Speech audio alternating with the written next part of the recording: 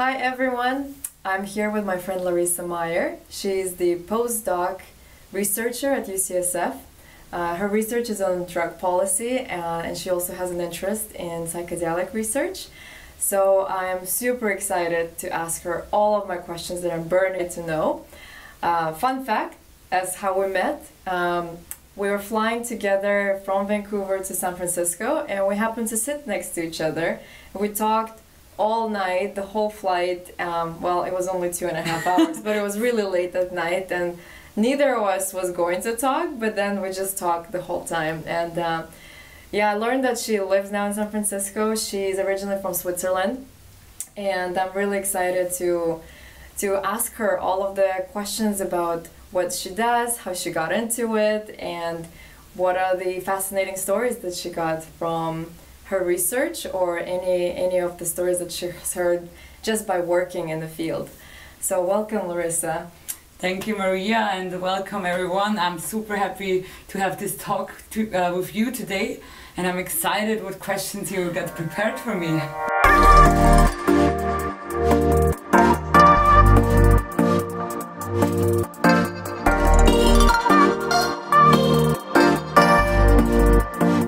My first question really is, just tell us more about your research, and while you're talking about it, maybe you can tell us what is psychedelic itself, because different people might have a different opinion about what psychedelic actually is, and yeah, I would like to know from an expert. That's a good question, thank you so much. So, overall, a psychedelic drug is actually a drug that strongly influences your perception, so it changes your perception. And compared to other drugs like alcohol, which also does change perception, but at the lower scale where your brain still functions and it mainly sedates you, or compared to stimulants that have a clear function of enhancing your attention and your wakefulness and whatever, a psychedelic is more kind of an enhancer of the environment, so you get to see like things in your environment differently than you would see them otherwise. Wow, that's so cool. Yeah. So what's your research on? I know it's on drug policy, but there's also an interest in psychedelic. That's right, yeah. My research is really broad. So what I'm doing now at UCSF, for example, is a Facebook intervention for smoking cessation for people who want to quit smoking or who think about quitting. And that's one thing. On the other hand, I'm also looking at tobacco and cannabis control policies, and I'm interested in the impact of youth substance use, because here in the United States you have different rules for each state, and in Switzerland equally we have different minimum legal age for tobacco sales, so not everything is regulated equally. Nevertheless, the consumption among youth is more or less equal across the states, right? Right. So that's very interesting. And otherwise, I'm running a global drug survey, and this is a survey that takes part like annually, and more than 100,000 people take part. So it's gonna be online for you guys out there in November and December this year again. It's gonna be online for 8 weeks, and we ask all about like all the substances you use. You don't have to use illegal drugs. We also have questions about tobacco and alcohol and other substances, and generally about your mental health. But it gives us an idea about how people around the world use substances and what the different patterns of use look like, and maybe also what different effects look like. Right. And when we look at the psychedelics, it turns out that the psychedelics drugs are probably the most safest drugs to use. Wow, really? What you would not guess, because they have the highest impact on your perception, right? And Yeah. they change your world profoundly and your experience.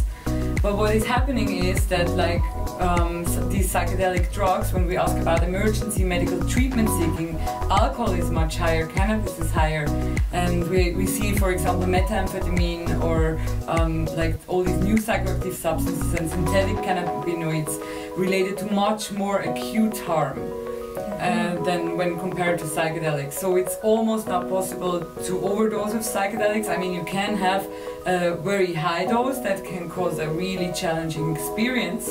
Right, that could influence your behavior, that will then lead to something like an emergency room situation, but by itself, Exactly. the effect on the body, you probably will have less of an impact compared to alcohol or even cannabis. Right.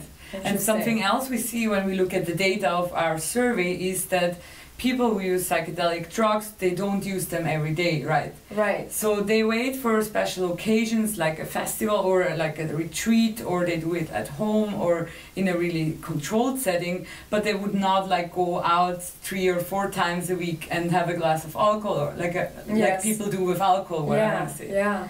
So that's a difference. So most of the people who use psychedelic drugs, they are reflecting maybe more about their use than we do in our general lifestyle with alcohol and other drugs, right? Wow, that's so powerful. I remember a time where my friends in college were sharing their experience with the mushroom, or psilocybin as you call it, and they were telling me never ever do it because they did it, and I think they were having a party, and that was such a bad idea. Now that I'm reflecting on their experience, after having read some books and research, I understand that it's not a party drug. It's actually something you should take when you want to self-reflect. And I know that there are some other cases, even in medical situations, that people take it. But it's definitely not the place where you're surrounded by people you don't trust, because the environment could also influence your experience. Absolutely right. So most importantly, we have 3 factors that actually compute to the experience, and it's always about drug, set, and setting. So all the 3 things actually are relevant, and the drug itself that you use makes only a part of it. For the other drugs, setting may matter, but maybe not so much. What is the set and the setting? Yeah, that's what I wanted to explain to you. So the drug, we know most of the part with the illegal drugs, you have a problem that we maybe not know exactly about the content of the drug, what it really is, or to what dose you consume. So these are important informations that you want to know first. Then you need to be the right set, like your person, like it's all about you, how you feel that day, whether you slept enough, whether you have had enough food, and importantly when you're out in hot places or also in a crowded club, that you've drank enough water. Right. Right. So this is something that can influence your experience also. And the third point, the setting, is actually the location and also the friends you surround yourself with. And it's a different thing whether you do it like at home, in a safe setting, in a setting where you're where you know what you're doing and you're familiar with, and you're familiar with the people, or whether you do it somewhere out at a party or a festival surrounded by foreigners and situations that may influence your trip as well. Yeah, absolutely. So if I understand correctly, there's the drug itself, what was the substance of the drug, what the, I guess, intention of the drug is.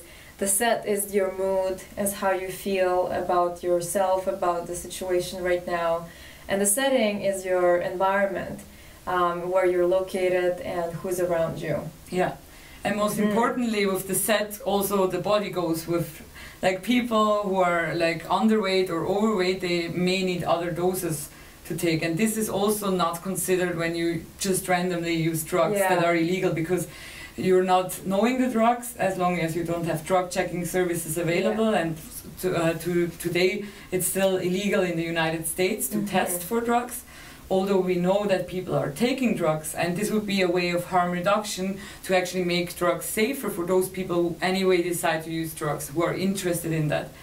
But with the psychedelic drugs, like especially when we talk about psilocybin, like the mushroom, that's a plant-based drug, and there of course people can go out and collect it themselves. Yes. Without knowing what the actual dose is, but trusting the nature that what they take is probably good for them. Yeah, so why did you decide to get into this research field, and how did you what influenced your decision to actually start that when you were maybe in school or in a teenager? I was really curious to know how people make this decision that, now I'm going to dedicate my whole life to research. Yeah, that's a good question, and I feel like most of the stories and most of the narratives around drugs, especially in the politics and in the media, are very negative. So it has a long history, and people are afraid of the effects of drugs, people are afraid of people who use drugs or who are addicted to drugs, and all that has caused a lot of harm, of course. Yes. And the way I learned about drugs, first drug that I learned about was probably tobacco and alcohol as well, was that these drugs were actually community building. So I was myself in a situation where I was very smart as a kid, maybe a bit overweight by the time, and I knew everything better in school. So I didn't have many people who liked me, and people were also pushing me and I was pushing back. Yeah. And then at some point, when some people with a migrant background had their group who were smoking, I tried my first cigarette with them, and I was immediately becoming part of that group. And this was my first experience with any kind of drugs, if you want to talk about that. And then it continued. The same was happening with alcohol, the same was happening with cannabis. And all the times when I was around people who were starting to use drugs, no matter whether legal or illegal, I was observing their behavior, and I was actually seeing that these kind of drug using behaviors were community building and not destroying. So I started questioning, like, why is it that we have this negative narrative around drugs when what I see as a teenager or as a young adult is actually the opposite. Of course you see people failing, of course you have bad stories from the parents or from other people who fail with drug use and really horrible things that happen, but at the same time the reality in your cloud of being a teenager was different. So my interest actually very early on was to look at drug use over the lifespan, to actually see what are the factors that make some people using drugs, including legal drugs like alcohol, for a certain amount of period, maybe excessively, and then giving up and having a normal career and succeed in life. And what are the factors for others that actually make them fail. That's very interesting to recognize that as you're using the drug, you're actually becoming a part of that group and more accepted, as you said, that you didn't have a very good necessarily experience as a young adult, and then immediately you became accepted in that community and you became a part of that group and maybe you were able to share freely. That's very interesting perspective. I never actually heard of that. I never really thought about it that way, but that's a very interesting insight.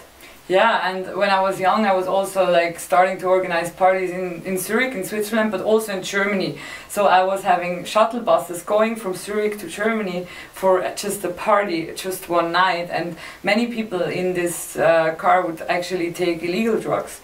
But people were caring for each other, and even if a person felt bad, this person was not left behind, and never something bad happened. Like everyone came home, or they went to the next stop, like they took another after hour or whatever, and everyone was happy. And also there was a time before Facebook, or at least in Europe, where you had these websites where you would search for your pictures from the night before, and then you would connect with your fellows and actually build this community. Really cool. So the community was super strong, and it was nice to experience. And for many people, drugs were a part. But at the same time, it was much more accepting. Like, you must imagine when you have a birthday party and someone comes and asks if we're gonna take a shot. If you as a woman say, I don't take a shot, then they ask you whether you're pregnant or whether something is wrong with you, right? So this is not happening with illegal drugs or also with psychedelic drugs. People really know that only people who desire to take these drugs will be offered drugs, if they're getting offered at all. Yeah. Very cool. So what would be an interesting or exciting, I would say, story that you could share during your research that you learned about the psychedelic, especially now that we know that they actually influence how we see the world, our perception, and maybe some of the introspection world. Instead of just having fun with friends at the party, it seems like the drug has a more meaningful effect and reasoning behind taking it. So I would like to know, what are some stories that you've learned from your research, your experience of talking to people, especially the surveys that you're taking? Yeah, that's a good question. So when we look at drug use, we have this whole spectrum of people, of like possible motives for use, and self-medication is one of many possible motives. Like people trying to cope with a certain feeling or something that is wrong, right? And my most powerful experience was actually, or my most powerful story that I was told was actually at this festival, Burning Man, that I just visited 2 weeks ago. It was... Can't wait to hear all about it. There are so many stories, but especially this girl that told me about her experience with psychedelic drugs at the festival. touched my heart. So what happened was that at the festival you have this temple structure, and each year a new temple is constructed, and people can go in throughout the festival and actually put some messages for people they have lost in life into the temple. So it's a great way to say goodbye to people that you have to leave behind way too early. And she actually lost her sister. And I was immediately thinking about my sister at home. What would happen to me? Like, how would I feel? How would I even cope? So it's not possible. And the good thing about this temple, where so many people were saying goodbye to people, was also me reflecting on how few people that I actually were important in my life I had lost. So I can be really, really happy, right? Yeah. And when she told me her story about the loss of her sister and all this suffering that she had around the drugs, around this loss and whatever, it really felt really sad. And she found a way to visit this temple like a few times throughout the festival. And on one time she would actually go under the influence of psychedelic drugs, and she told me really how this felt. So she was in there, and she also she heard other people crying, so she felt way stronger about the emotions that were in this temple. It's just the structure, so the sun was shining through, and she could smell like smells, and she could hear and feel and touch the earth, and being really close. And it was for her like she felt really, really close to her sister in that moment, and she could talk to her and like transfer some thoughts she had and some things she could never say to her in this moment. Right. And afterwards going out and enjoying the rest of the festival again. And in that case the drug actually worked partially as functionally as facilitator for that experience, and such experiences can be really powerful, especially when they have this mystical experience, but what is also asked in questionnaires. Yeah. So in Burning Man itself, you told me that you actually have a session where you gave a speech about maybe your research, and I actually don't know what the speech was exactly about, so I'd love to know. Yeah, I was invited by the MIT FH Science Camp to present some of my research about the global review on drug checking services in 2017. There was a study that I conducted in collaboration with the Drug Policy Modeling Program in Australia, because they had some deaths at festivals in correlation with drug use, and they wanted to make the festival as a venue safer and enable drug checking at the festival, that people have a substance use analysis and they know what kind of drugs they're taking. And we looked at actually at 31 countries who had drug checking, and just as we're sitting here right now in Austria, Czechia is celebrating 20 years of drug checking. That's amazing. It's amazing, right? And in Europe there are more initiatives who are going along. Also in America, DanceSafe is on the market for more than 20 years. But the differences are really related to the measurements they have, because not everyone has a lot of money for having good instruments to actually measure both the drugs, the identity of drugs and the purity of drugs.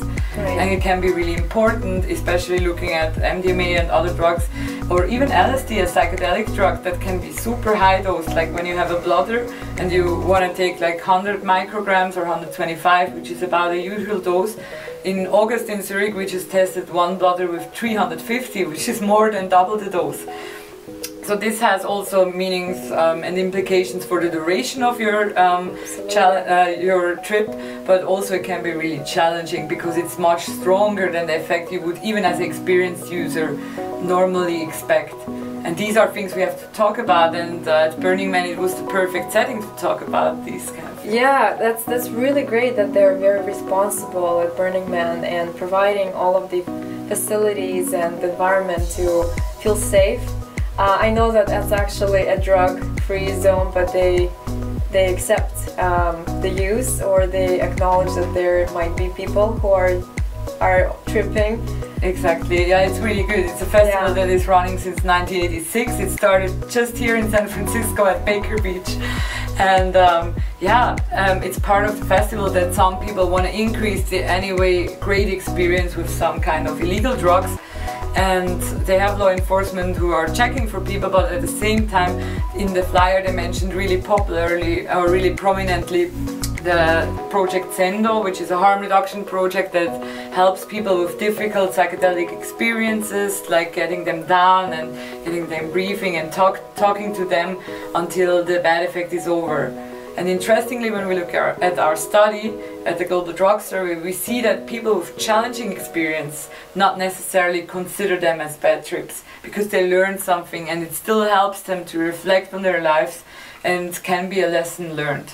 Yeah, I heard that many times, that even a bad trip is still a very profound experience that could teach you or reveal something really profound about your past that you might have suppressed and never had to deal with. So I definitely agree that there's just so much potential in it.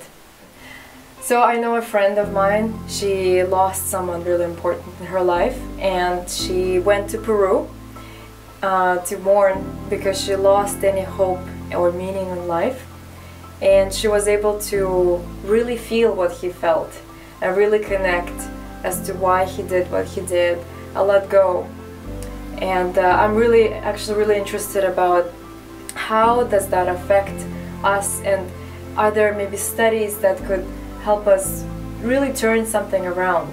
I've read some studies and books about how in the past there were clinical researchers who actually facilitated the treatment of mental health issues such as depression, anxiety, PTSD.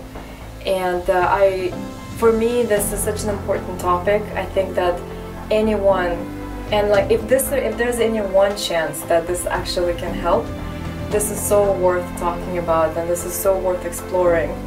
So I wonder what other studies that you are aware of that are undergo or that are important to you, that you wanted to bring people to the awareness of them. Yeah, I mean, currently there are many studies conducted compared to earlier in Europe and also in America.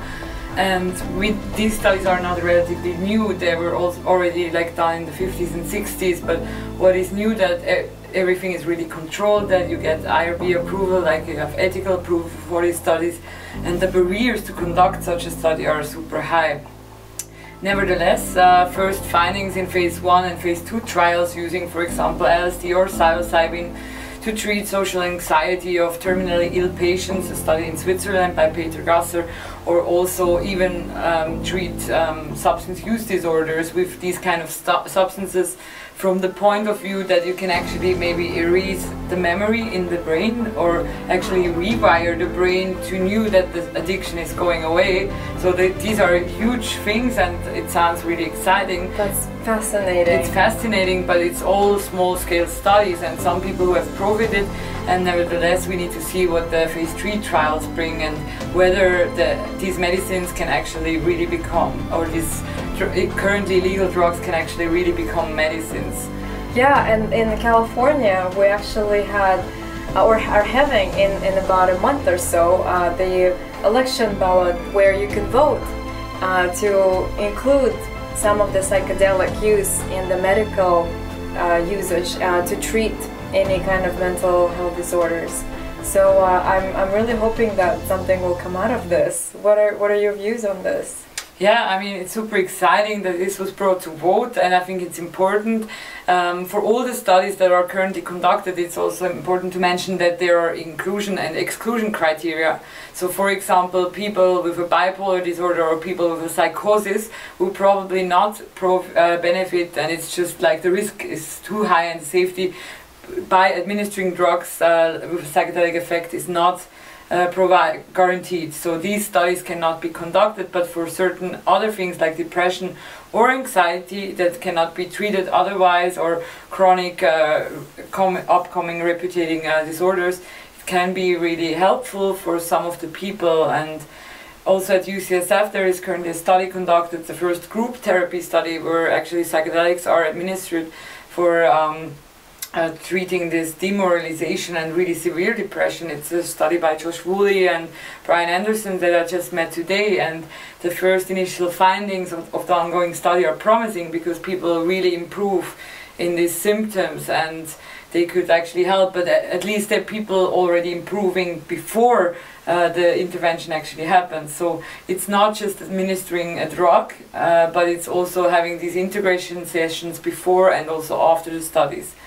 And the good thing is, like, compared to other drugs and antidepressants and stuff that you actually take for months and years, these kind of treatments or the drug is actually only administered like on 1 day or on 3 days within a 12-week or 3-month treatment or whatever the time frame is.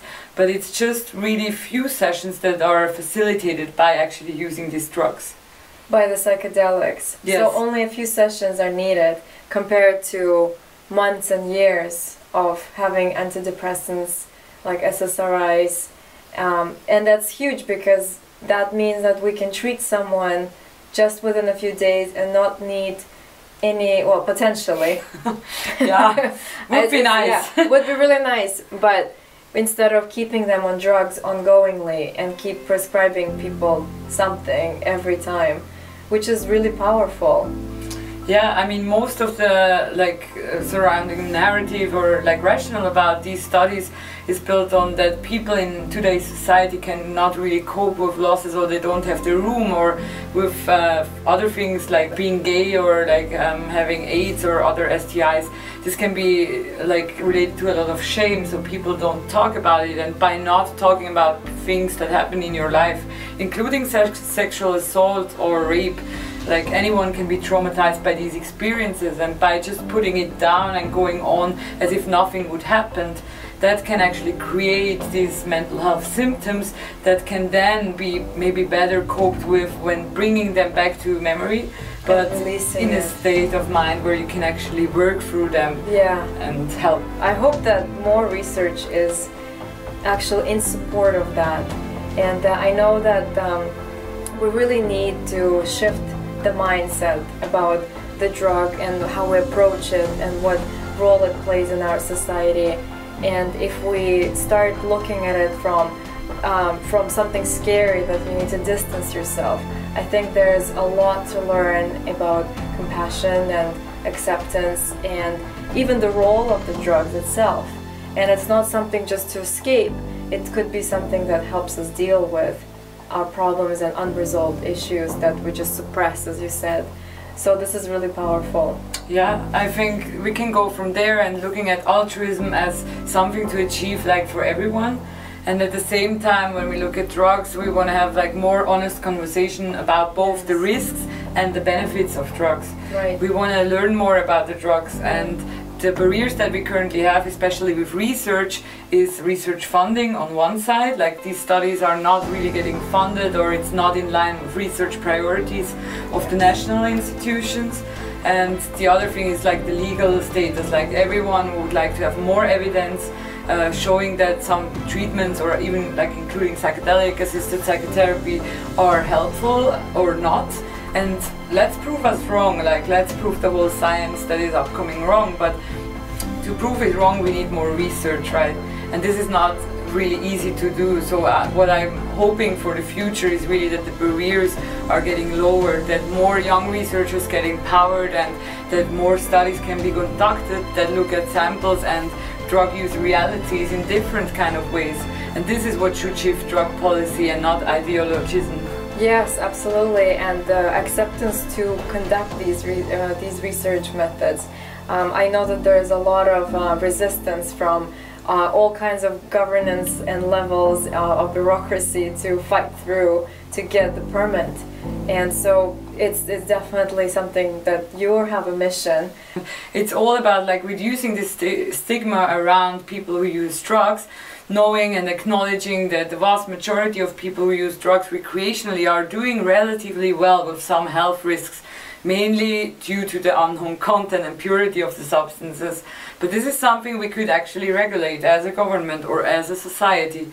And going from there to the next point where we can say that like drug use is something that people were always interested in and something that will not just disappear, especially not with the regulation and legalization of cannabis in several states now. So people want to experience more, they want to explore more, but they may also want to live healthy lives. And that's where research comes in, where we can actually find a balance of health education and pleasure to actually teach people also that, for example, safer use or more moderate use can be more pleasurable drug use. Yeah, and just provide more informed decisions.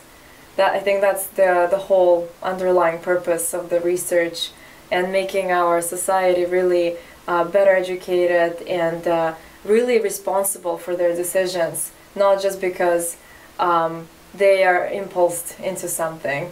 So yeah, thank you so much, really, again, and I hope that we can talk more about some of the other findings that you explore and research. And there's always new things that that are fascinating and that are worth discussing. Yeah, it has been a great evening with you, Maria, and I can just urge you everyone again, like in November and December, watch out for Global Drug Survey, take part and share your voice. It doesn't matter whether you have used illegal drugs in your life or not, but you may have used other substances, legal substances.